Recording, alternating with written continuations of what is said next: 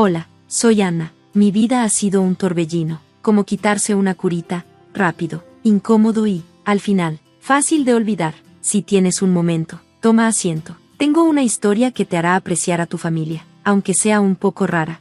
Déjame contarte sobre mis supuestos parientes. Imagina una casa acogedora con una cerca blanca, parrilladas los fines de semana y un perro peludo llamado Buster. Perfecto, ¿verdad? Pues ahí es donde termina la escena de Norman Rockwell. Dentro de esa casa estaba mi hermana mayor, Rachel, básicamente la reina del lugar, y luego estaba yo. Piensa en mí como la abeja obrera, siempre ocupada, siempre en segundo plano, rara vez en el centro de atención.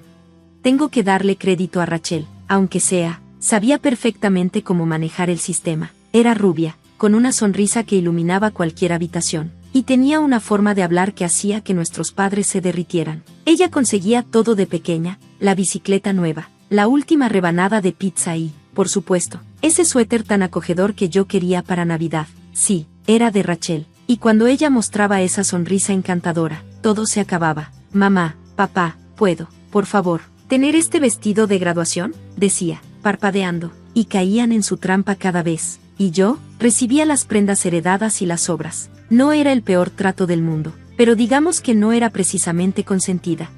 En cuanto a mis padres, papá trabajaba en un empleo difícil, siempre llegando a casa con grasa en las manos y una sonrisa cansada. Mamá era una maga en la cocina y podía detectar una mentira a kilómetros, excepto cuando se trataba de Rachel. Cuando Rachel entró en esa universidad tan cara, fue como si se hubiera abierto el mundo entero. Mis padres organizaron una celebración tan grande que hasta los muertos se habrían levantado. Pero cuando llegó mi turno de pensar en mi futuro, las cosas habían cambiado. De repente, todo era: el dinero está justo, Anna. La vida se trata de hacer sacrificios.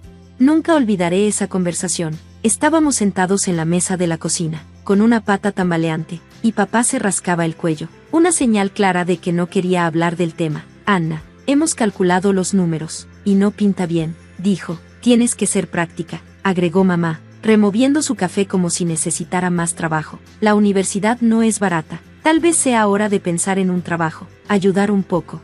La forma en que lo dijeron, parecía que me estaban contando que Buster se había ido a unirse al circo, en lugar de decirme, de una vez por todas, que mis sueños estaban fuera de mi alcance. Así que ahí estaba yo, ni siquiera con 18 años, enfrentando la realidad de que la universidad no iba a pasar. Pero no iba a dejar que mis sueños murieran. Mi plan era simple: trabajar lo más duro que pudiera, ahorrar cada centavo y, algún día, llegar a esa sala de tribunal con esquina al final de mi nombre. Los trabajos que hice no eran glamorosos. De día, servía café y esquivaba migas en una cafetería. De noche, fregaba platos en una cafetería que ya había pasado su mejor momento. Eres la trabajadora más dura que conozco, Anna, me dijo Emily una noche en nuestra pequeña cocina. Emily era una diseñadora gráfica independiente con una risa que podría iluminar toda la cuadra. Sí, estoy de acuerdo, dijo Trish, afinando su guitarra bajo para el próximo concierto de su banda. Si alguien puede lograrlo, eres tú. Su apoyo me mantenía en marcha. Estaba retrasada, pero la vida no siempre sigue el plan, ¿verdad? Y luego, como si nada, todo se vino abajo. Una mañana me desperté pensando que tenía gripe. Resultó ser mucho peor. Resumiendo, terminé en el hospital. Y las facturas se acumulaban más rápido de lo que podía seguirles el paso. Señorita Anna, su seguro cubrió parte de esto, pero, dijo la mujer en el mostrador de facturación, con esa voz tan familiar de mala noticia, aún debe mucho. Me deslizó una factura que hizo que mi estómago se cayera. Adiós. Fondo universitario, absorbido por gastos médicos que apenas podía comprender. Traté de negociar, pedir un plan de pagos. Mira, no tengo nada, le dije, sintiendo que podría desaparecer ahí mismo. No es personal, querida, así funcionan las cosas, respondió ella, pero sentí que era muy personal. De vuelta en nuestro departamento, se sentía tan vacío como la pizza fría que había quedado en la mesa. Ahí se va el sueño, murmuré, hojeando un libro de texto que aún no había empezado a estudiar. Nos sentamos ahí, rodeados de sueños rotos, en nuestra sala diminuta. ¿Y ahora qué?, preguntó Trish, rompiendo el silencio. No tenía respuestas, solo un lío de confusión. Estaba de vuelta en el punto de inicio, pero se sentía peor que antes. Empezar de nuevo, dije después de una pausa. ¿Qué más puedo hacer? No estoy hecha para rendirme. Sonaba bien, pero podía escuchar la duda en mi propia voz. Ambas asintieron. pero no había forma de esconder la preocupación. Sí, lo entiendo, dijo Trish. Nuestra casa está demasiado llena. Susurré al teléfono, con la garganta apretada. Mamá no oyó cómo tragaba el nudo ni vio mis manos temblando. Eres fuerte, Anna, lo vas a lograr, dijo papá antes de devolverle el teléfono a mamá. Me senté en el banco de la parada del autobús, el metal frío clavándose en mi espalda, observando cómo la gente pasaba rápidamente, cada uno con su propio destino. Rachel, con su vida perfecta y su bebé nuevo, ni siquiera contestó el teléfono. Probablemente no quería contagiarse de mi mala suerte. Familia, El hombre sentado junto a mí soltó un gruñido al oír mi llamada. Llevaba una chaqueta que ya había visto mejores días y tenía una sombra de barba a las 5. Sí, familia, repetí, sin ganas de hablar, pero fue extrañamente reconfortante hablar con un extraño.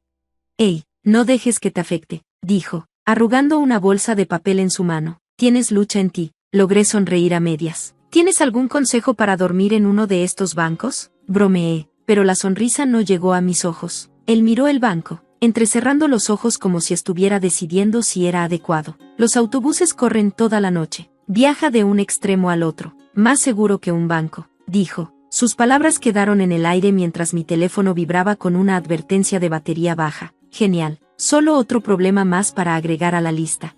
El autobús llegó, siseando al abrir las puertas, ofreciendo un viaje a cualquier parte. Era tarde cuando subió al autobús, buscando un asiento entre los rostros cansados de los pasajeros nocturnos. Yo me quedé atrás, con la tarifa del autobús apretada en la mano, dudando sobre si embarcarme en el viaje. Agarré el asa de mi maleta, las ruedas haciendo un ritmo solitario mientras avanzaba. Las luces de la calle zumbaban y parpadeaban sobre mi cabeza, su luz tenue proyectando sombras inciertas. En ese momento, hice un juramento en silencio. Esta no será la forma en que termine mi historia. Cada paso era un acto de desafío, cada respiración una promesa de salir adelante. Ven aquí, hija. La voz de la tía Marlene crujió por el teléfono, sacándome de mi espiral descendente. Su tono rudo era un salvavidas que no sabía que necesitaba. Cuando llegué a su casa, no perdió tiempo en formalidades. Te ves horrible, comentó, guiándome firmemente dentro. Los primeros días los pasé en su cuarto de huéspedes, tratando de recomponerme. Ella no insistió en detalles. La tía Marlene no era de esas personas para tener charlas profundas, pero sabía que esperaba que me abriera. Finalmente, nos sentamos en su mesa de cocina desordenada, rodeadas de plantas resistentes que parecían reflejar su propia tenacidad. La tía Marlene dejó su taza y me miró fijamente. Entonces, ¿cuál es tu plan, Anna? Su voz era afilada, haciéndome sentir como si estuviera a punto de enfrentar alguna gran revelación en un programa de televisión, pero estaba demasiado agotada para andarme por las ramas. Quiero ser abogada, tía Marlene, solté, la desesperación filtrándose en mi voz. Ella asintió, como si lo hubiera sabido todo el tiempo. Bueno, si eso es lo que quieres, dijo, golpeando la mesa rítmicamente, yo pagaré por tu educación. Mi corazón dio un vuelco. ¿En serio? Tan en serio como un infarto, respondió, levantando un dedo que cortó el aire. Solo mantén tus calificaciones, nada de flojear. La intensidad en sus ojos me decía que no estaba bromeando. ¿De verdad?, pregunté, casi sin creer lo que escuchaba. De verdad, afirmó. Una sonrisa se dibujó en mi rostro, la primera en mucho tiempo. Gracias. No llores, gruñó, dándome un rápido y apretado abrazo antes de empujarme. Y vas a trabajar para mí a medio tiempo. Tengo más que suficiente que manejar. ¿Qué tipo de trabajo?, pregunté, ansiosa por ponerme en marcha. El tipo que necesita hacerse, lo desvió con un gesto indiferente. Primero, empezaremos por arreglar ese desastre que tienes por cabello, y luego mañana nos ocupamos del jardín. Solté una carcajada, una risa genuina que hacía tiempo que no sentía. Trato. No te pongas cómoda, advirtió la tía Marlene. Si no cumples con tu parte, el trato se acaba. Asentí, el peso de su seriedad asentándose en mí. No va a pasar. Ella me estudió por un momento antes de ofrecerme una sonrisa satisfecha. Bien, ahora, ayúdame con estas malditas plantas. Tienen más vida social que yo. El resto del día pasó en un borrón de tierra y poda, pero se sintió bien, como si estuviera plantando las semillas para algo nuevo. La tía Marlene se aseguró de que ganara cada centavo, pero no me importaba. Balancear la escuela, el trabajo y las cuentas era como caminar por una cuerda floja, un resbalón y todo podría venirse abajo. Las mañanas eran una niebla de libros de texto y conferencias. La alarma chillaba, sacándome de la cama mientras mi estómago gruñía en protesta. Agarraba un café y un sándwich de Lily, la habitual del café. Te vas a quemar si sigues así, me advertía. No puedo quemarme si ya estoy en llamas, bromeaba, aunque me sentía más como yesca que como una llama. Las noches las pasaba estudiando, con tarjetas didácticas esparcidas por mi escritorio. Mi teléfono vibraba con recordatorios de cuentas atrasadas y mensajes de la tía Marlene preguntando cómo había ido mi día. Siempre respondía con un mejor de lo que realmente fue. Luego, todo cambió. La tía Marlene enfermó gravemente. Estaba sentada a su lado en la tranquila habitación del hospital, sin saber qué decir. ¿Qué se le dice a la persona que siempre ha estado ahí para ti? ¿Quién me va a gritar por comer galletas en la cama cuando ya no estés? Intenté hacer una broma, tratando de mantener las cosas ligeras. No lo hagas, susurró, migas por todas partes. Nunca hablamos del dinero, era algo entendido. Después de su muerte, me encontré sentada en la oficina de un abogado. Los nervios me carcomían más que cualquier examen. El abogado, un hombre con un peinado raro y gafas que siempre se deslizaban por su nariz, dijo, te dejó la casa, Anna. Sentí como si la tía Marlene siguiera cuidándome. ¿Qué? Parpadeé, el shock empezando a calar. La casa, repitió, hojeando papeles. Una cantidad considerable para tu deuda estudiantil. Lo demás depende de ti. Marlene fue clara, debes hacer tu propio camino. ¿Dijo algo más? Pregunté, con la garganta apretada. Solo que creía en ti, dijo, ajustándose las gafas, y que te rondaría si te rindes. Logré reír entre mis lágrimas. Eso era tan típico de la tía Marlene. Salí de la oficina sintiendo una extraña mezcla de peso y ligereza. Ella me había dejado más que solo una casa. Me había dejado la creencia de que podía seguir adelante, incluso sin ella. Estaba completamente metida en los preparativos para los exámenes cuando escuché un golpe fuerte en la puerta. La abrí y me encontré con mis padres. Rachel y su esposo Dave allí, una reunión familiar sombría. Rachel no perdió tiempo. Míranos todos juntos en esta casa tan grande. Se siente como una sitcom retorcida. No. Sí, murmuré, apoyándome en el marco de la puerta. Papá habló primero, su voz grave. Hemos decidido. Esta casa debería ir para Rachel. Ella tiene hijos, una familia. Levanté una ceja. ¿En serio? El sarcasmo se desbordaba en mis palabras. Definitivamente es la casa equivocada para esta conversación. Los labios de mamá se apretaron, preparándose para un viaje emocional. Lo entenderás cuando tengas tu propia familia. Esto es práctico. Crucé los brazos. Debí haberme perdido la parte en la que, práctico, significa echarme de mi propia casa. Rachel batió sus pestañas, mirando a Dave en busca de respaldo. Cariño, esta casa se desperdicia contigo. Podríamos darle vida. Niños corriendo por ahí. ¿Y convertir el salón de la tía Marlene en un cuarto de juegos? Respondí con amargura en la boca. Finalmente, Dave habló. No hay necesidad de ser grosera. Claro, respondí, porque presentarme a reclamar mi casa es el colmo de la educación. Papá gruñó, estás siendo egoísta, Anna. Solté una risa amarga. ¿Egoísta? Después de todos estos años olvidando a la tía Marlene en sus tarjetas de cumpleaños, seguro que tienes una forma retorcida de mostrar lo que es familia. Se quedaron incómodos, dándose cuenta de que las cosas no iban como lo habían planeado. Mamá suavizó su tono. Piensa en la familia. Lo igualé, eso estoy haciendo. Ahora veo que soy la única en esta familia que realmente se preocupó. Un silencio pesado colgaba en el aire, denso y sofocante, como una manta llena de algodón. Rachel rompió el silencio primero, como era de esperar. Eres tan. La interrumpí con una mirada de advertencia. Solo vete. Uno por uno, salieron por la puerta por la que habían entrado, cada uno cargando su incredulidad y sentido de derecho. Cuando papá pasó, se giró hacia mí. Te vas a arrepentir de esto. Me mantuve firme, mirándole a los ojos. Lo único de lo que me arrepentiré es de no haber cambiado las cerraduras antes. La puerta se cerró de golpe detrás de ellos, y me quedé sola con el silencio. El capítulo con ellos estaba cerrado, herencia o no. El legado de tía Marlene era mío para quedarme, no algo para vender al mejor postor en mi propia familia. Estaba agotada, cansada hasta los huesos. Los turnos dobles en la firma de abogados hacen eso a cualquiera. Todo lo que quería era una ducha caliente y dormir. Pero cuando intenté desbloquear la puerta, mi llave solo raspó contra el metal, negándose a moverse. ¿Qué demonios?, murmuré, intentándolo de nuevo. Fue entonces cuando la puerta se abrió. Ahí estaba Rachel, con Mía en la cadera, una sonrisa arrogante en su rostro. Cambié las cerraduras, Anna, dijo con una sonrisa. Sorpresa. Le levanté las cejas en incredulidad. ni de broma lo hiciste. Esta es mi casa. Ya no, replicó ella, rebotando a Mía, que parecía totalmente ajena al drama de adultos que se desarrollaba. La ira se encendió en mí. Mírame, dije, marcando el número. La sonrisa de Rachel vaciló. Estás blufeando. Tan pronto como la operadora contestó, la confianza de Rachel se desmoronó aún más. Sí, mi hermana entró y cambió las cerraduras de mi casa, le dije a la operadora en voz alta. Justo cuando colgué, el camión de papá entró en la entrada. Él y mamá salieron, como si estuvieran montando algún tipo de intervención. Anna, sé razonable, comenzó mamá, con cara de telenovela, ojos llorosos. Ya estoy más allá de lo razonable, respondí, sin esconder el filo de mi voz. Dave dio un paso adelante, mirándome desde arriba, intentando lucir intimidante. Vamos, Anna, dijo con voz baja, no hagas un escándalo. Le levanté el teléfono, con el botón de grabación brillando. Dilo otra vez, Dave, para la cámara. Su cara se puso pálida. Las sirenas aullaron cuando un coche de policía se detuvo. Los oficiales salieron, mostrando autoridad. ¿Cuál es el problema aquí?, preguntó uno de los oficiales.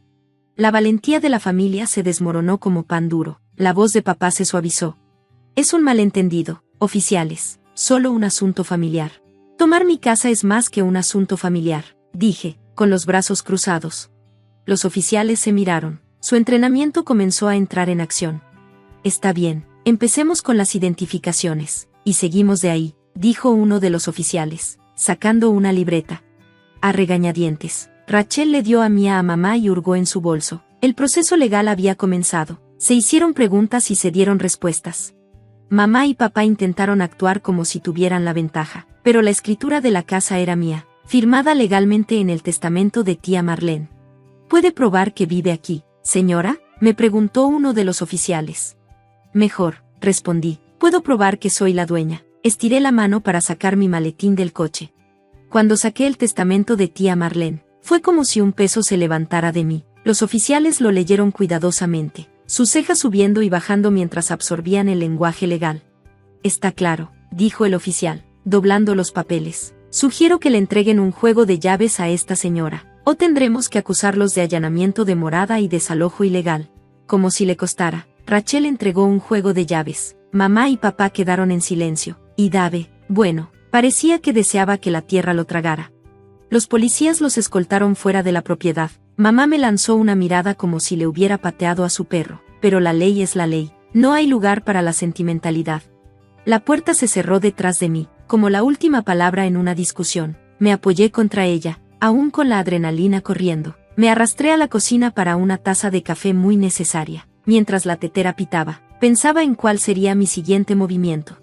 El último cerrojo encajó en su lugar con un satisfactorio clic, como el final de un chiste malo. Mi casa, ahora una fortaleza. Solo le faltaba una cosa más, tal vez debería conseguir un perro grande y feroz, me dije a mí misma. No soy mucho de mascotas, pero la idea de una bestia babosa que pudiera ahuyentar a cualquier intruso de mi familia me hizo sonreír. Pasaron semanas en silencio de su parte, ninguna llamada, ni siquiera un mensaje. A veces, tarde en la noche, después de que el trabajo terminaba y el silencio se volvía demasiado pesado, me encontraba hojeando las redes sociales de Rachel. Tenía un talento para las fotos dramáticas de los niños, ojos tristes, labios pucheros, y leyendas que tiraban de mi conciencia. El pequeño Timmy desearía tener un jardín para jugar, o el tercer cumpleaños de Mía sin la tía Anna. Me reía cada vez, pensaba que tenía amnesia, ¿qué olvidaría porque me mantuve firme y me sentiría culpable? Recordaba los días en los que mendigaba dinero para pagar la escuela y todo lo que obtenía eran discursos sobre responsabilidad y amor duro. Aún sentía el golpe frío de la puerta cuando estaba en la quiebra, y ellos me daban la espalda, la forma en que la base bajo mis pies se desmoronaba en polvo. No, esta nueva vida era mía, mis deudas pagadas, mis batallas libradas sola. Ninguna cantidad de fotos para generar lástima me haría olvidar la historia que esperaban que borrara. Pensé en poner un comentario sarcástico, tal vez algo cruel, pero ¿para qué? Tenía trabajo que hacer, papeles apilados en mi escritorio que no les importaba el drama familiar. Tenía clientes a quienes servir, y esa era la realidad en la que elegí enfocarme. A veces, tarde en la noche, me servía un poco de bourbon y me sentaba en el patio trasero que intentaron quitarme, y disfrutaba del silencio. Pensaba de nuevo en ese perro, Uno grande con un ladrido que haría que mi familia reconsiderara pisar mi porche. Tal vez un Rottweiler, o un mastín, algo feroz. Mi teléfono permanecía en silencio, un miembro muerto. Ya había aprendido a vivir sin él. Cuando finalmente me fui a la cama, dormí profundamente, si era el sueño del justo o del malvado, no me importaba. Sin fantasmas de culpa, sin persistentes. Solo la paz tranquila de saber que esta casa, desde las 4 paredes hasta el techo, era toda mía. Lo último en lo que pensé antes de quedarme dormida fue en ese perro. Tal vez lo conseguiría, tal vez no, pero la decisión era mía, y eso era suficiente para mí. Gracias por ver, y nos vemos en el próximo vídeo. Mantente impresionado.